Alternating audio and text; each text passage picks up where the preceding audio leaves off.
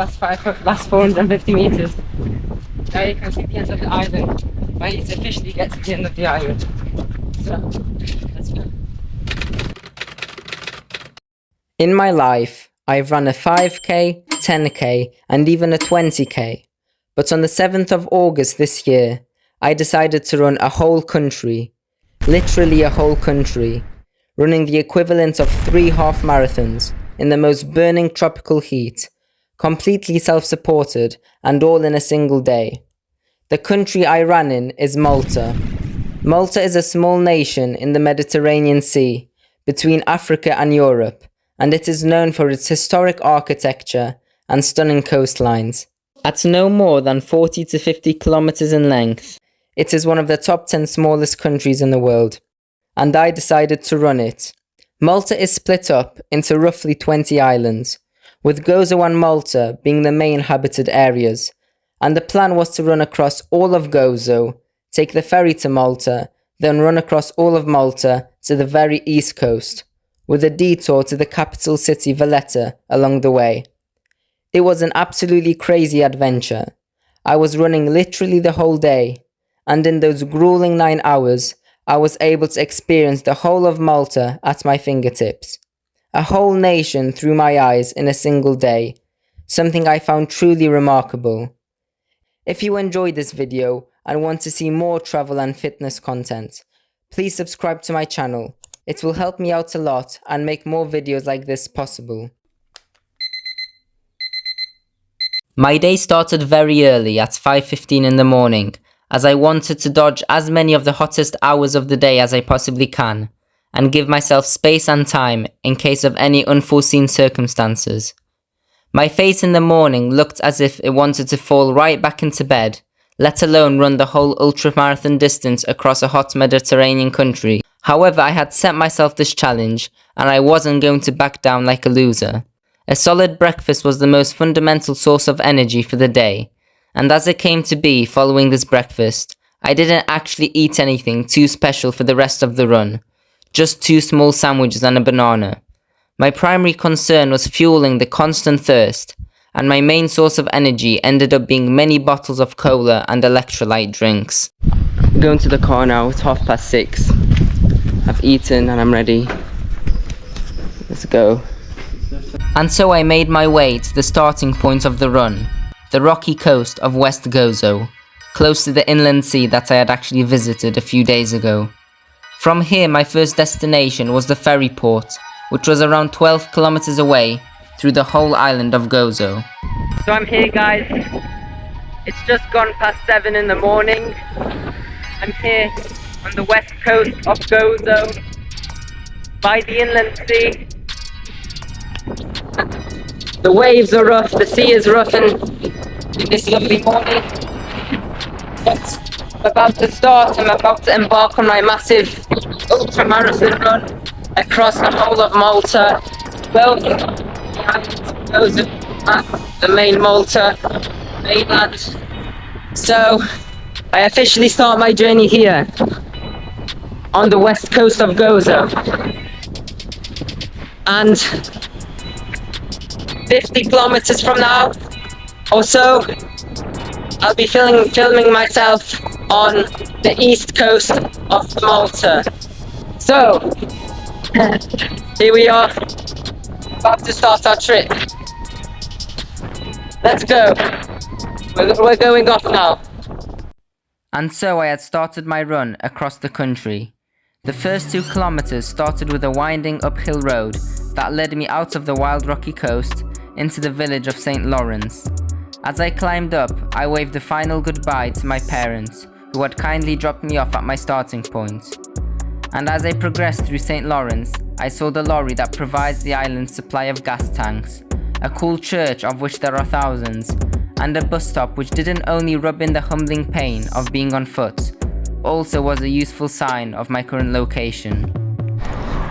So I've just hit 5k, just under 40 minutes. You can see all of the city of Victoria, so basically all the main towns of Gozo just there in front. The whole island of Gozo is around 18 to 20k across. So soon, like 1 or 2 kilometers, I'll be approaching halfway point of Gozo, and I'm feeling strong, so yeah. And so I made my way through Victoria, the capital of Gozo, where we had already been a few times to watch the local horse races. So I'm in the town of Victoria, the capital city of Gozo, and we spent a day or 2 here not long ago, so I know the place pretty well. This is on the map. We're just around halfway through Gozo, so we're doing well. Halfway there, across our first island already in literally 45 minutes, so I'm very happy with that. And I know where I am at least. Been here before, not long ago.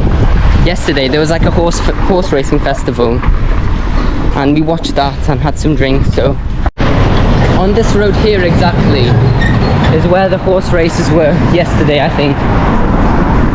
And here was also the best, cheapest cafe in all of the island. The cheapest cake you could find, literally €1.50 for a slice of cake, and it's a big slice of cake, and we bought loads of that yesterday, so it's nice being somewhere familiar. As I left Victoria, the sun was starting to get hot and I was beginning to burn. I took shelter for some quick hydration before continuing the main road for a few kilometers. Here for the first time the ferry port was showing on the signs. I've just hit 10,000 steps, like right now, and it's literally 8 in the morning. It's literally 10 past 8 in the morning and I've hit 10,000 steps. And I've only done 7k, about 8k. So after 50k, that will be what? 60-70,000 steps in a day. That's crazy. And literally from just running. Oh my gosh. I passed through the final few villages, and going down the long road led me right to the ferry port. I bought my ticket and then boarded the ferry. We did the Malta-Gozo commute a number of times in our stay. It was always a very calming experience, and I enjoyed standing in the same place the whole time, watching the island get closer and closer. I left the ferry, and it was time for the main event. 40 kilometers across the whole Malta mainland, through Xadira, Xemxija and St. Paul's Bay, then straight through the country to the coast. So I'm in Malta again, back running, coming up to 15k soon. Second of 3. So it's just going to be a long run now. 32k to do. Let's go. The start of my mainland Malta run involved joining onto and following a very fast road for a few kilometers. It was very hot. In the middle of a highway, got to cross quickly before something drives. At least we're in the shade. Oh, by the way, I've got 31 kilometers left. I've done 15. 31 kilometers till we reach the other shore of Malta, the other side from where we are now. Which isn't too bad, but in this heat it's pretty hard. So there's no official footpath here, and it's a very fast road, so I have to run on this raised embankment, which is fine, but with cars going past me fast to my right, it's not ideal. Like now, you'll see it go past. Yeah, but it's really hot because it's just turned past 10:15, so it's very hot now. We're getting to the hottest part of the day. Maybe I should go on the road, but I mean I have to every so often. Like here, with all these trees, I've got to watch behind me and then go back on as soon as possible. So yeah, a very long road now, very long road. Got to get my head down, focus, get in the zone, don't think about the distance, just focus on all the small steps forward. All the small steps forward add up to kilometers and kilometers, and that's the way to do it. So, let's go. The long road led me right into the area of Xemxija Bay, and seeing all the people on the beach swimming in the water made me very jealous, as I was really struggling with the heat. Soon I left the bay and I proceeded uphill through the village of Melieha, where there was a beautiful church, but the twisting uphill road in the heat was really testing me. I was running through these bushes and this random vine almost stole my headphones. Something just grabbed them and I look back, this little naughty little vine. I wonder how it did that. Look at that view though, it's stunning. We're almost on 20k, so that means we're almost 40% of the way through. At 25k we'll be halfway through, and we're 6 kilometers off the halfway point. But it is getting very hot, and that's the hardest part. So I try to stay in shade whenever I can, but can't always. It was here in this village that I bought my first Powerade, one of the many to come. This was so useful in fueling my energy, especially in the following hours where the sun was at its hottest. I've got a problem because there's no footpath on this highway. There's literally no footpath. I don't know if I'm going to have to just run here on the side and just hope for the best. I'm running on the opposite side. I'm lucky there's no cars right now. We're getting to the halfway point at least. I was very weak. I had to start walking for around 10-20 minutes. Then I got this Powerade and I feel a lot better. So I've started jogging again. And I've got this amazing view to the side. And going downhill on a massive road with that view. Oh, life is great. This is by far the most adventurous thing I've done in ages. So yeah. It really was adventurous. I was on a fast road in the middle of the Maltese bush, running an ultramarathon in the hottest hours of the day. The cars were flying past me one by one non-stop. I had to watch every step so I don't stray too far left of the road or hit myself on the barrier to the right. I had no idea where this road was taking me, but I had my eyes straight on the whole time, watching what's next. That's a massive drop. That's like 10-15 meters. And I'm just here, highway to the left of me, massive drop to the right of me. And I'm here trotting along 25 kilometers across Malta, 25 kilometers more left to my destination. So, it's really good. This drink, Powerade, oh, it saved my life. Oh, it's so good. Soon enough, I had approached Xemxija Bay. Look at this, Xemxija Bay. Second huge body of water I've seen on this run in mainland Malta. It looks like Monaco with all the boats and then all the buildings in the background. And I'm feeling strong. You know, this run is great, honestly. It's one of the best things I've done in my life. I recommend this for everyone. It's really fun. If you like running long distances, or cycling long distances, or whatever. Best way to experience the country and to push your body to its limits. That's what I'm doing. You think I want to do this?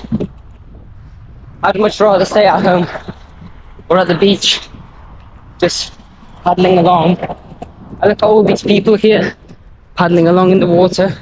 I'm like, I wish I could do that, but no, I'm here really testing my body, moving it step by step across the whole country, from end to end, even across islands. Just crazy, but it's the thrill. This is what I love doing. I was in desperation for another drink, but there were no shops in Xemxija Bay along the way, so I had to wait until I reached St. Paul's Bay, where I bought my second stock of drinks. So I've officially hit the halfway mark of 25 kilometers in a time of 3.5 hours. and I'm in St. Paul's Bay, the town of St. Paul's Bay. And as a reward for my hard work, hard running, got myself some Gatorade and Starbucks coffee.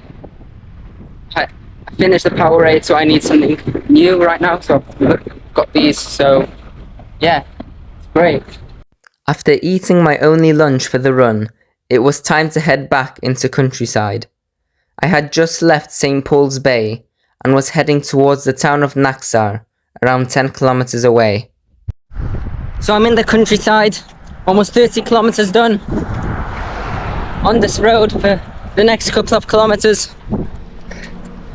Farms to the left and right, pumpkin farms, grape farms, goodness knows what else. It's a bit of everything. The cars are coming very close past me. It's a bit scary sometimes, but it is what it is. Really close. Some of the drivers here don't give you any space at all, and there's not even a footpath. We've officially hit 30k, our last 2.5 hours of running from now on. My legs are in absolute agony.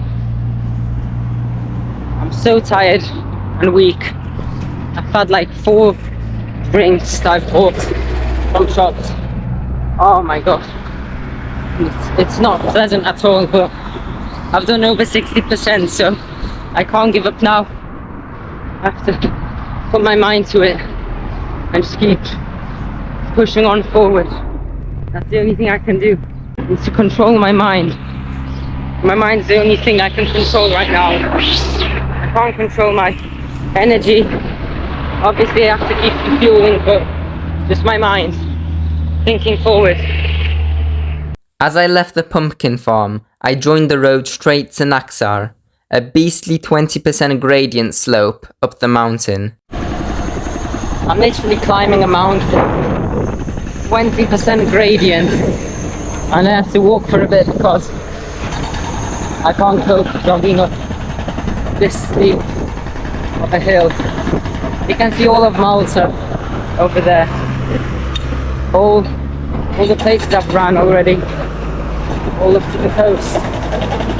And now up this hill, not very fun, but to control my mind and keep pushing on forward, step by step. It was at this time that I hit my rock bottom. It was the hottest hour of the day, and my head was spinning. My legs were killing from the pain, yet I still had another 25 kilometers of running to do. I thought there is no way I am finishing this run in this heat and with this much pain. But then it hit me. I thought of David Goggins, the man who inspired me to do this, running 100 miles in Death Valley, pushing himself to his limits. And as I switched on his song, which I listened to on repeat for the next few hours, I found the mental resilience to push past the pain and start running again. So, I'm on my last 16 kilometers. I feel sick to my stomach. I've drank too many soft drinks. I'm literally on my second bottle of Powerade.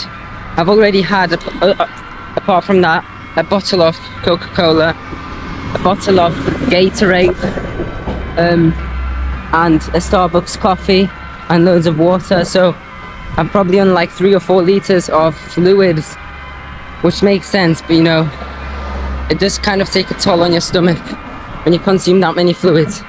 And I'm just making my way slowly through all these bushes that almost took my headphones off once.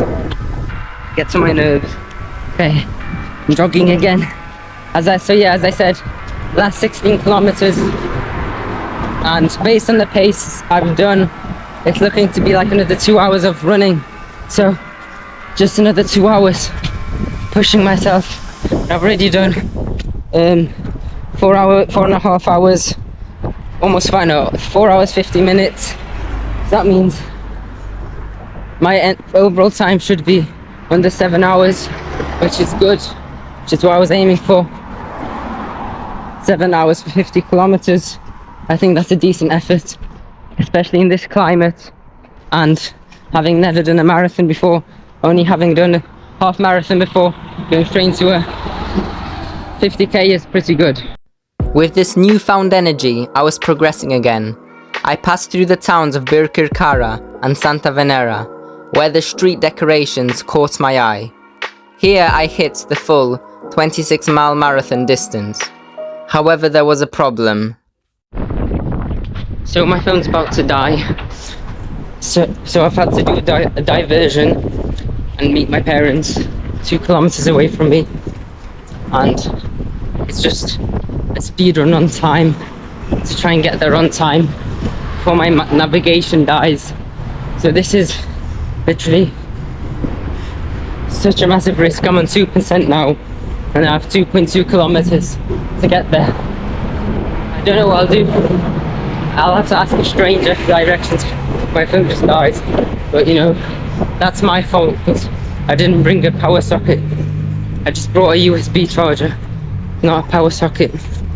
But it is what it is. We all make mistakes. So I'll meet them, I'll charge my phone, and then I'll carry on to where I was supposed to go to the end of the island. The diversion, however annoying, did allow me to visit Malta's capital of Valletta along the way, something which wasn't initially planned. But having ran 50 kilometers already, meeting my parents who dropped me off at the start 6 hours ago was very funny, and we had some coffee and eclairs while my phone charged. I'm back in my running, guys. Got my phone charged, and now I have my final 12 kilometers to the end of Malta, to the cliffs, to the sea, and back on the road. It's going to be a lot more distance than I planned, almost 60k, but you know, had a diversion and it happens. Now trying to get there before it gets dark. Let's go. Officially under 10k to our destination, our actual destination. No diversion, no additional destination, our actual destination, the end of Malta, all the cliffs and everything. It says 9.9 kilometers. Can do it. Got loads of motivation in me now. I've done so much. There's no point giving up. It would be foolish to give up at this point. When I've already done 48 kilometers and I've got under 10 kilometers to go and I give up, that would be the worst possible thing to do. I've got my music on. Now it's just pushing on. I know I can barely walk, but I'm still forcing myself to run even though I can barely walk. We're almost there. The roads are very wild though. For this whole 7 hours, all the roads are extremely wild. Like, if you're not good at crossing safely, you wouldn't manage this. I've had some extreme road encounters where I've had to go on the most dangerous roads and cross the most dangerous crossings, but you know, that's how it goes. From Valletta, it was only a 12-kilometer run to my destination at the coast. Well, only. In my current state, every step was a huge weight on my chest. How on earth am I meant to cross this road? Oh my god, I'm dead. There we go, we cracked it. That is the crossing for the pedestrians. A bridge, flipping bridge. Bloody Google Maps is telling me to cross the road, cross the main highway with 4 lanes. I don't understand. Google, you need to up your game and change the way. Yay. We hit 50k. We hit 50k. There's just 8k left. 8 kilometers left and we'll be there. The final 8 kilometers to the finish was the toughest mentally. It dragged on forever even though I was moving non-stop. I followed a highway for half the distance. Then for the other half, farmland roads leading right to the coast. 4 kilometers. Last 4 kilometers left. I've got so much motivation in me, you don't understand. This is the moment where, like, you forget how tired you are. You forget just how much pain you're in. You keep pushing till the end.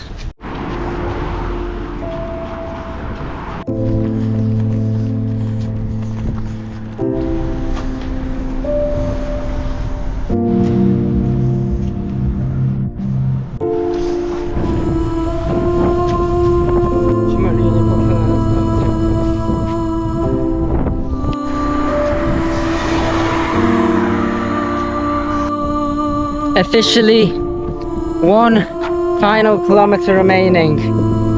One final kilometer, guys. This is insane. I feel like my legs are absolutely crippled. Absolutely. I'm so fragile, so vulnerable. I'm literally tripping over the smallest rocks. I am still jogging, but the jogging is probably slower than walking. And I've got literally 1 kilometer till the edge of the island.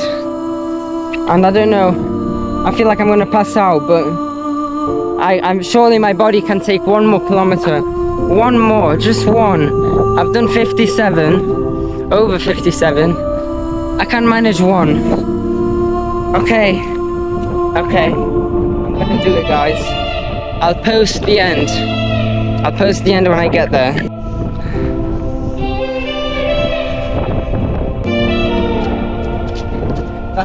Last 450 meters. I can see the end of the island. I need to officially get to the end of the island. So, let's go. So guys, I've officially done it. 9.5 hours of running. 59.3 kilometers. I end it now. I've ended it. Longest run I've done. And here I am. The very end of the island. The very end. Complete other end. Not Gozo, not the Maltese coast by the port. Complete opposite other end. Some people are having a campfire there. Or a barbecue. And I'm here. Take that in. Absorb that. This is a view that I've been running 9 hours for. 9.5 hours. There it is. There it is. Oh my god, I'm so happy. It's been such a wild day, such an amazing day, such an incredible day. I am so happy though. I'm absolutely over the moon. This is what I've worked for all day. This is it. This is it. So, I will head back to my car. Well, my parents' car are picking me up. A whole day, completely unsupported. No bike, no bus, no car, no train, just a ferry across the channel. Everything else, completely by foot. Completely by foot. And now I can finally enjoy it. Take me back home. One final time. Absorb the view.